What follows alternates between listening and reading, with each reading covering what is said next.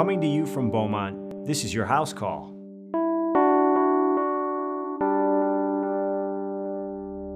As a Detroiter, the revitalization of Detroit is so exciting.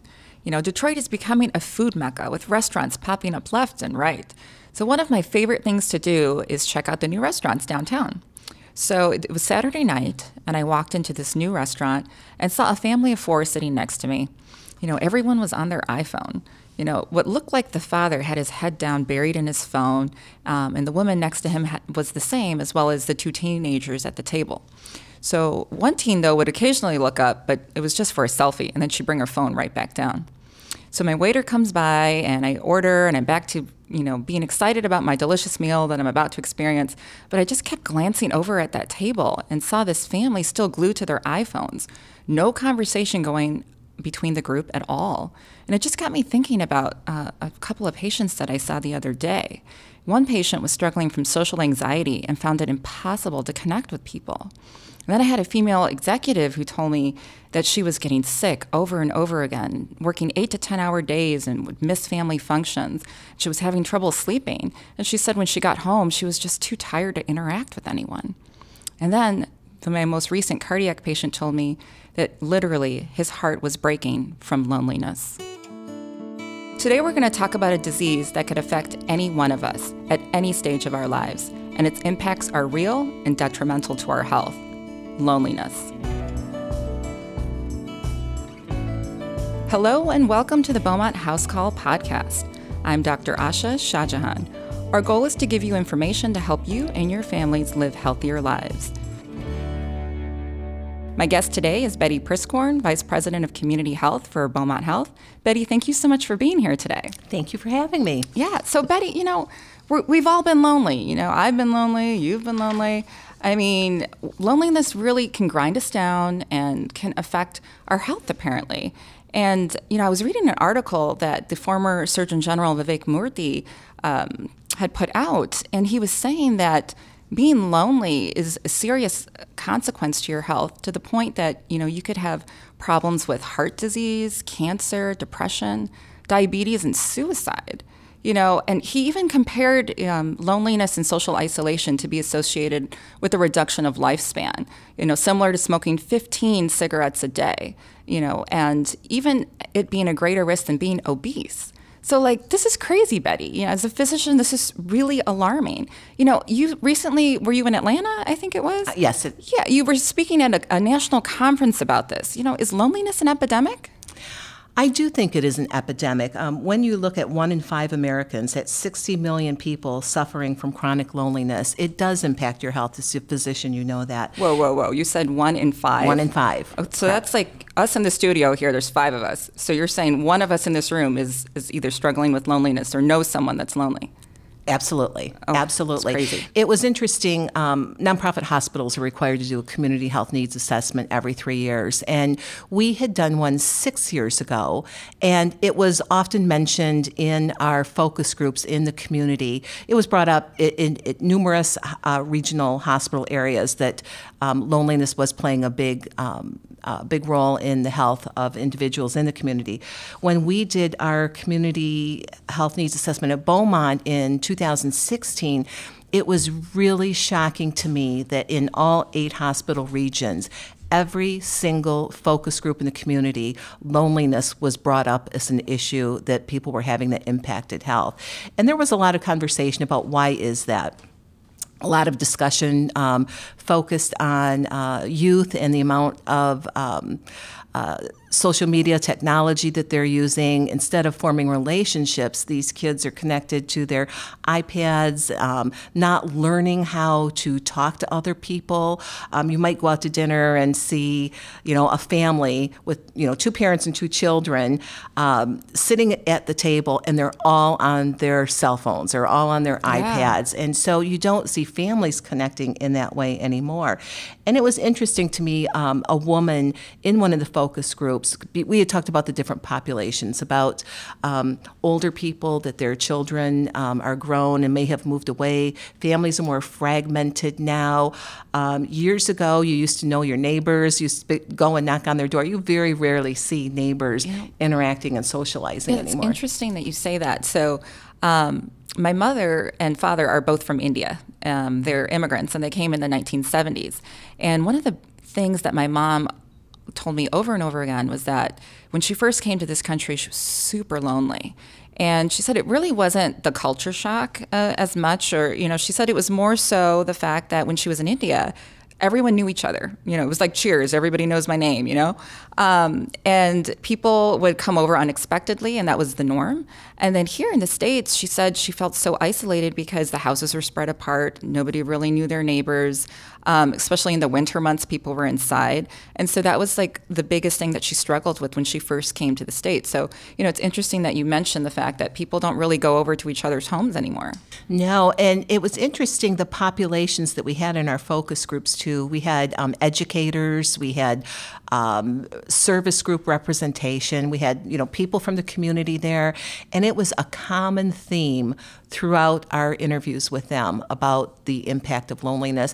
And it was interesting when a married woman said, well, you can be married and still be lonely too. So two types of loneliness, really. You've got transient or temporary loneliness, and then you have individuals that have chronic loneliness. It's interesting you mentioned the married couples, because a lot of studies show that being married is associated with having healthier behaviors. But I guess in the sense of loneliness, I guess there's different, like you said, different types of loneliness. Like you could be surrounded by people and still feel lonely, right? Absolutely, absolutely.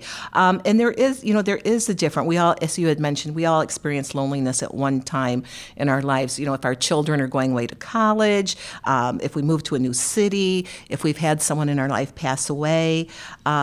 It could also be young people going away to college. It was interesting. I was a clinical therapist in my previous life, and it was amazing to me the number of youth, young adults, I should say, their first year in college, how hard that was for them to leave their home. A lot of loneliness there.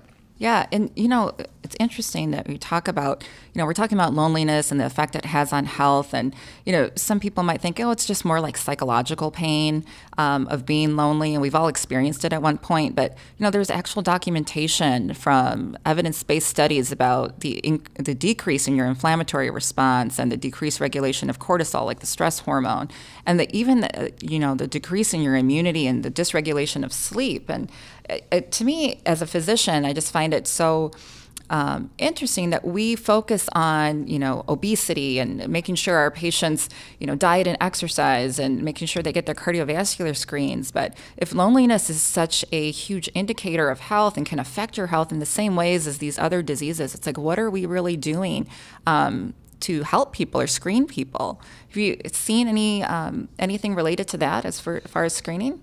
Well, absolutely. The cardiac rehab here at Beaumont, I know they screen people for loneliness, and it's becoming more and more common to do that. Oftentimes when people come in, and you might see this as a physician, people that are lonely tend to see their physicians more often and use services more often.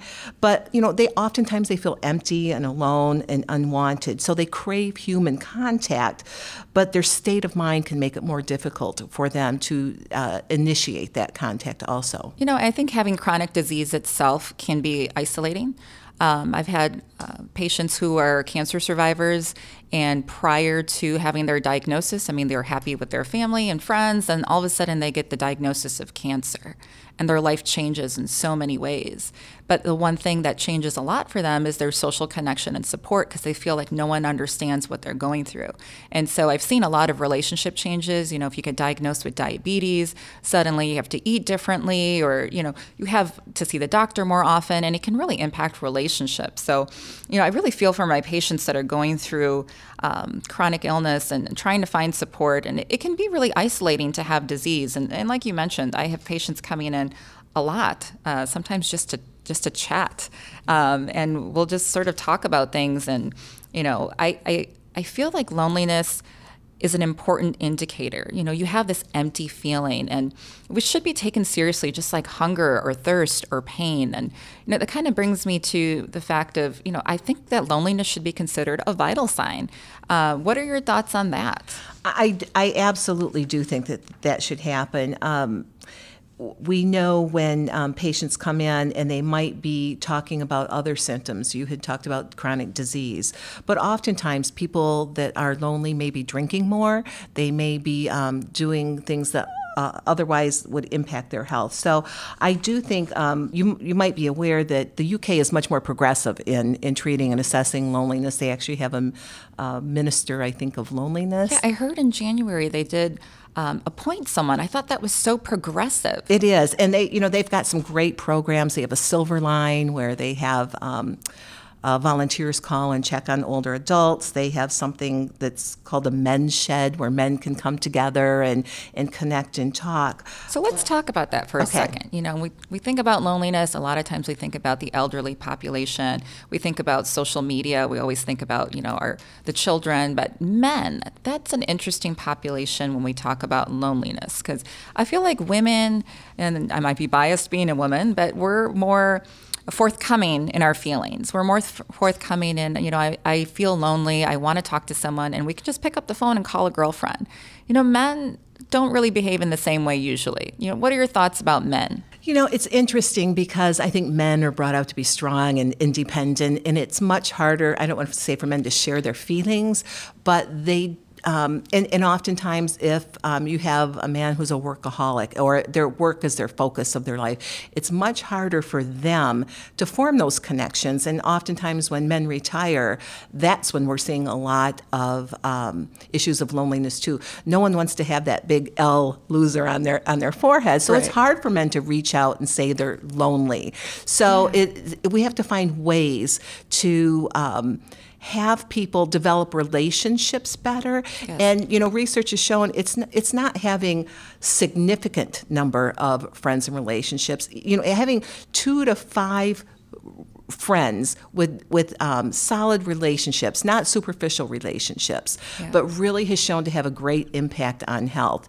So that's what we often do too, is try to get people just start with one friend and develop a plan on how they can reach out. You know, it's interesting that you talk about friends because, you know, as we were talking about social media, you know, I'm guilty myself of having over 200 friends or, you know, on Facebook, or, you know, people have 500 friends and so many followers, and it's almost an indication of, you know, how popular you are. Or, you know, people might think, oh, this person would never be socially isolated. They have so many people around them. But I feel like there are studies out there about how much time you spend on social media. And my question, I guess, is, you know, how much social media might be too much social media? For, you know, a lot of people feel isolated in their homes, and they feel like social media is a good way to connect with people and talk with people. Can you speak to that at all? That is really interesting, and you're so right. There's pros and cons of social media. I just cringe when I have friends say that their child has 500 friends on Facebook and how popular they are. And I think I have 500 not good, too. Not good. But, you know, research does show 2 hours a day is really a negative for a child, very negative for them to be on Facebook that long. So we recommend never more than a half an hour a day. Oh, that's but good. It's also funny. We have friends that we go out to dinner with, and there's some very good friends of ours. I noticed the gentleman was always holding his phone, checking his phone through the whole meal, and it was starting to get really annoying. I thought, why are we even out to dinner if you're so connected to your phone? So I said, okay, first person who looks at their phone buys dinner. Hey, it's worked. Oh, that's awesome. So I just do think we need to have more face-to-face contacts. Yeah. We need to have those deeper and more meaningful relationships. Mm-hmm. We know that research shows that the value of having those relationships in life for longevity, if you might be familiar with the Blue Zones concept. Oh, I love Blue Zones. We do too.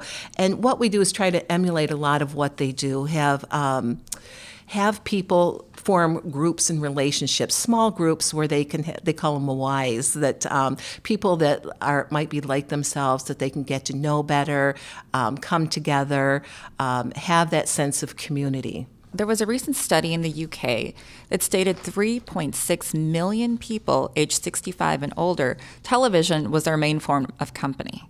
And 38% of people with dementia said they lost their friends after their diagnosis.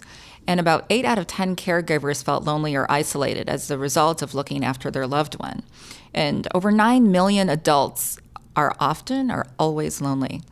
So, we mentioned a lot about the focus about the elderly. We talked a little bit about men and women, but let's think about our children. So, we talked about social media and isolation. How do we keep our kids from being lonely? Well, there's several factors that play into feelings of loneliness with young children, and it's really, really important for parents and educators, particularly when children are just starting to enter school, to observe them. Is the child having a problem fitting in the classroom?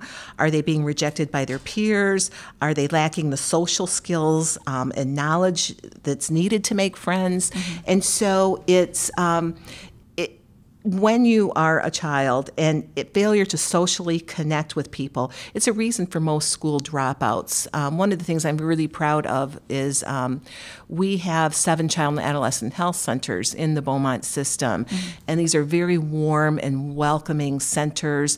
They serve children from the ages to 5 to 21. We have a large LGBTQ population, so it really is an opportunity for us to work with youth and also to work with educators on, is there issues? Is this normal behavior for a child, or is this non-typical behavior for a child that should be looked at so an intervention can happen to address it if necessary? I'm glad you mentioned the teen centers. I love your teen centers. I took a group of medical students to River Rouge Teen Center, and we gave a presentation on sexually transmitted diseases, hand hygiene, various topics that are relevant to teenagers. And as I was watching the medical students give their presentation, the one thing I noticed is you have a few people in the front row raising their hands, really active and engaged, and then you have people in the back kind of falling asleep, doing their own thing. And then in the middle, you have a couple of kids that look really interested but sort of timid. And I was watching them and I kept thinking to myself, is this kid getting bullied? Like, what's going on? And it sort of brings me to the topic of, bullying and social isolation. We hear a lot about bullying. As a parent, how do you protect your child from bullying and being socially isolated from friends? Because, it's easy to say join a group, but then if you join a group and you're not, involved, or you're not part of the group, like per se, you're there, but you're not welcomed. How do we train or encourage our kids to not bully each other and not to socially isolate each other? Do you have any strategies on that? Well, I think that plays into immediate attention from an adult. I do think there needs to be an adult intervention there. You had mentioned River Rouge. They've got a great restorative justice program there. But the school treats children as a family. I have been very impressed with the culture of the school. And as we look at that, I think that plays an important role too, that peers learn with adult intervention, there can be ways to address that, whether it's in school, whether it's in a workplace. But it does take an intervention. So a lot of education, we do a lot of educational programs and trainings with the teachers. We're talking about social isolation, and now a lot of people talk to family and friends. I mentioned my mom coming from India. I mean, now she can, FaceTime her, relatives in India, whereas when she came back in the 70s, that wasn't common. So I guess my question here is how important do you think it is to have that physical touch and be in the presence of a person as opposed to just, talking on the phone or chatting online? Like, what is the importance of, having a family meal together, like in the presence of another human being? I think that's important. I think you really need to look at the situation too on why a person is lonely. Individuals with chronic loneliness, it really is their perception. They don't have the number of relationships that they would like. They feel inadequate. So oftentimes it's working with that individual on how do you connect with other individuals. We talked about superficial relationships, but it goes deeper than that. What questions can you ask a person? what got you interested in boats, or, just it's almost a training that needs to happen. One of the things that we do is to address isolation in the communities is the programs that my division provides. We use it's called the patient and family centered care model. We don't go into the community and tell the residents, this is what you need and this is what we're going to do, but we let them tell us what they need. It's been a real learning experience for me. We have a lot of diverse populations in the 8 regions that we serve, and it has been so rewarding for me to see a lot of the immigrants coming to our meetings. We have community coalitions that they partner with us. So we partner with the other hospital systems, we partner with nonprofits, and we have the community tell us what they feel that they need to help improve their health. And it's been interesting to see the response to this, not only from the coalition perspective. We have a lot of young adults coming. We have a lot of older adults coming. We have a lot of lonely adults coming. And it was amazing to me as we rolled out some of the programs in the community, the connections that started happening with the individuals as they engaged with others. So, for instance, we have a cardio drumming class where there's a gentleman, he's not really too old, a little struggles with some of the social aspects of interacting, but never ever misses an event, has developed relationships with the other people that come. We found in our nutrition and cooking classes that people didn't want to leave after the class. Once they started talking and connecting with everyone else, those relationships started forming, and all of our programs have seemed to grow from these social connections that are happening. We have walking groups that people engage in. There's small walking groups and large walking groups. They can walk by themselves. They can walk with another small group. And just by that interaction of walking with people every single week, these numbers have been growing and getting bigger and bigger and bigger. So it really is a great intervention that we've seen to address loneliness in the communities that we're working in. I wonder if people realize that social connection is associated with a 50% reduction of early death. 50% reduction. So just by participating in something with somebody else can really be a protectant, to your health. You mentioned something about adults, and adults are spending most of their time at work. And so what are your thoughts in terms of people being lonely at work? Vivek Murthy, the former Surgeon General, he's been a big expert on loneliness, and he wrote an article about how a lot of adults are lonely at work. What are some ways that people can either, one, identify that they are lonely at work, and two, what can they do about it? Well, I think as an employer that you need to recognize a more connected workforce is more likely to have greater fulfillment for employees, productivity, and engagement. I always tell my team that you spend more time with your coworkers than you do with your own family, and it really is important for us to create the best culture that we can at work. And so I think we need opportunities for workers to share information with others about themselves and to connect with their coworkers.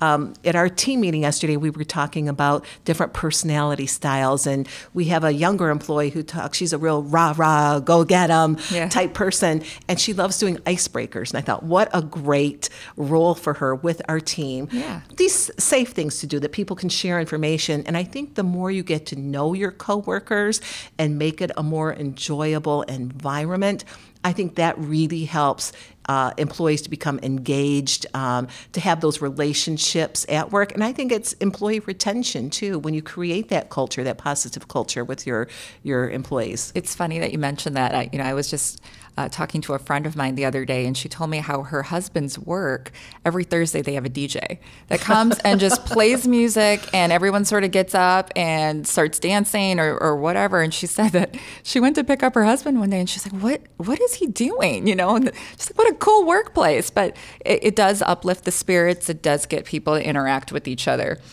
Another thing I wanted to talk to you about was the fact of that social touch. There was a family therapist, Virginia Satire, that said, hugs are important for survival. And there was a study that was done that looked at brain images of people who touched another person, like holding hands or a hug, versus someone that did not. And they saw the activity in the brain was much increased when you have physical touch with another person. And she mentions that, you need 4 hugs a day for survival and 8 for maintenance and 12 for growth, and you might look at that and think, okay, that's kind of silly or warm and fuzzy, but I actually looked into it, and hugging a person in a day, it increases your oxytocin levels, it increases your serotonin levels, and these are the things that we need to kind of prevent anxiety and depression. So I think, even just shaking someone's hand or giving them a hug or giving a social smile can really impact another person's day. That's interesting that you said that. There was an employee a few months ago. I think I'm a person that sees the glass as half full. And I have been amazed when I'm out smiling at people, just a smile. Everyone seems to smile back. Yeah. It really does have an impact on people. And a few months ago, there was an employee, and I said good morning to her every day. She often didn't respond, did not make eye contact. And when she was leaving, she came to my office and said, I want to let you know what a difference that made in me working here by you saying hello every day. And I was like, oh my gosh, the simple things that we can do in life to really impact a person and how they feel. You never know. Oftentimes, people might not pick up a cue. If someone's being silent or quiet, they might think they're mad at me. Right. What did I do wrong?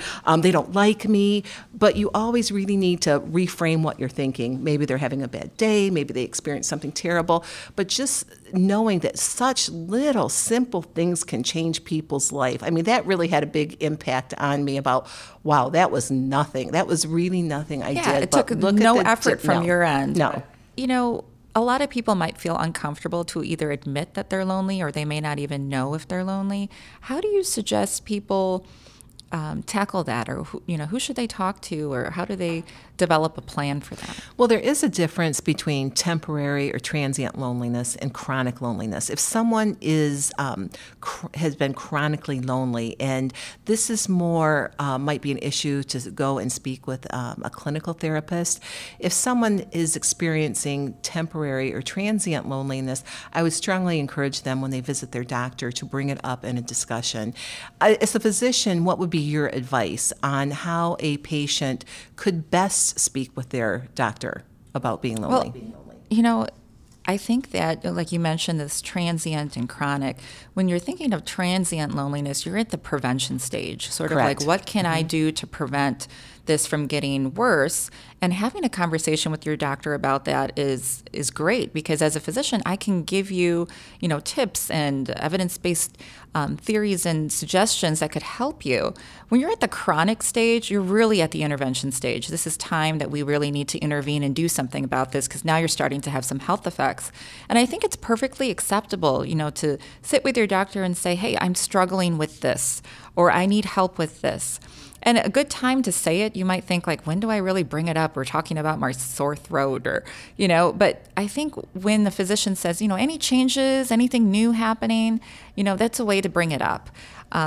Some offices have the screening tool, right. And so that's also a way to bring it up. But, have you been lonely? Has there been any changes? I think those are 2 ways that you can bring it up to your doctor. And, it is ultimately our responsibility as healthcare providers to take care of you. So if you are seeing a doctor and they are not paying attention to you, or they seem dismissive, and you're not comfortable, then you really need to think about how you can approach that in a different way, or maybe see a different provider, because there should be a comfort level between you and especially your primary care doctor. Another question, how do we, if you yourself might not be struggling from loneliness, most likely someone is. So how do we be an ally? We talked about a couple things that could be done. If you're an employer, you can really look at it in building your team so that there's more employee engagement.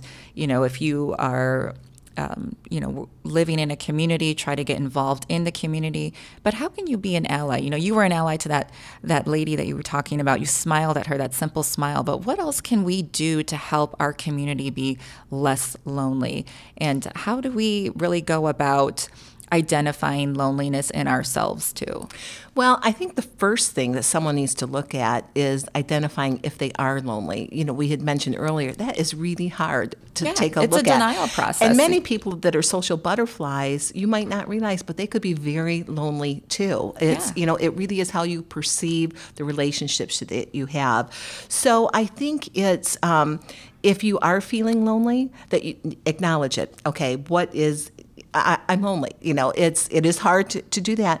And then to develop a plan, do one small step and it's taking a risk, but it's actually having a plan of what you're going to do. How are you going to reach out? It might be doing a safe activity, inviting someone out to go for coffee, inviting someone to go out for a walk, planning to go out by yourself and, test your comfort level. Can you go and have a half an hour out in, going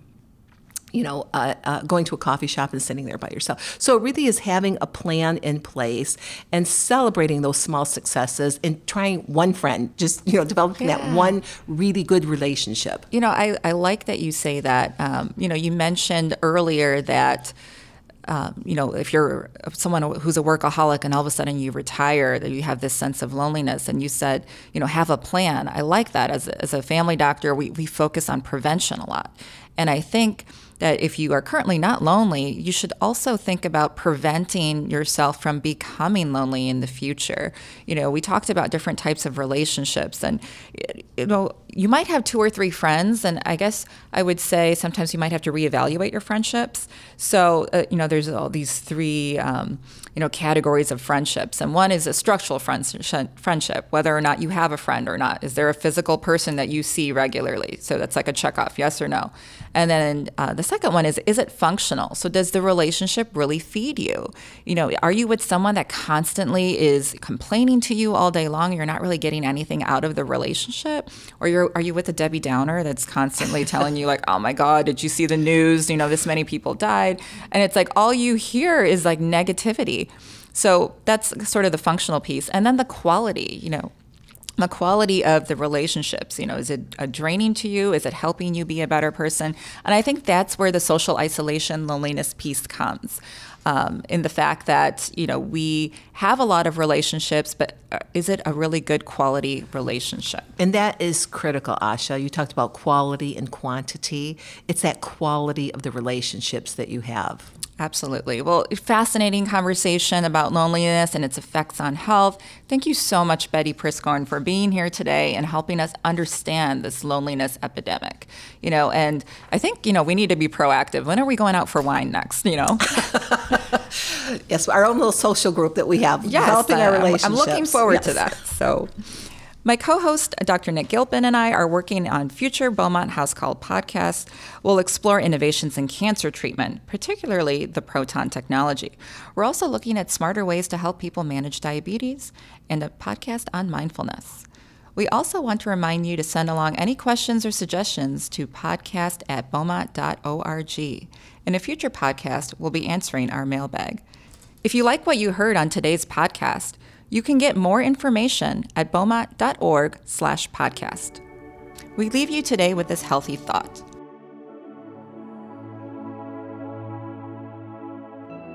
Loneliness might not go away anytime soon as a healthcare crisis. With greater risk of cardiovascular disease, dementia, depression, and anxiety, loneliness can kill you. It's really important to recognize the signs and symptoms of social isolation and know that loneliness is preventable, and you now have some tools to change it. If you're lonely, reach out to your doctor. As a physician, it's our job to help you in any of your health struggles. And if you don't have a doctor that you feel comfortable talking about your loneliness to, maybe it's time to get a new doctor. Life on the couch, binge-watching TV can look awfully tempting, but it's important to consider some social interactions in your daily life. After all, we're not put alone in this world, and we all do need each other.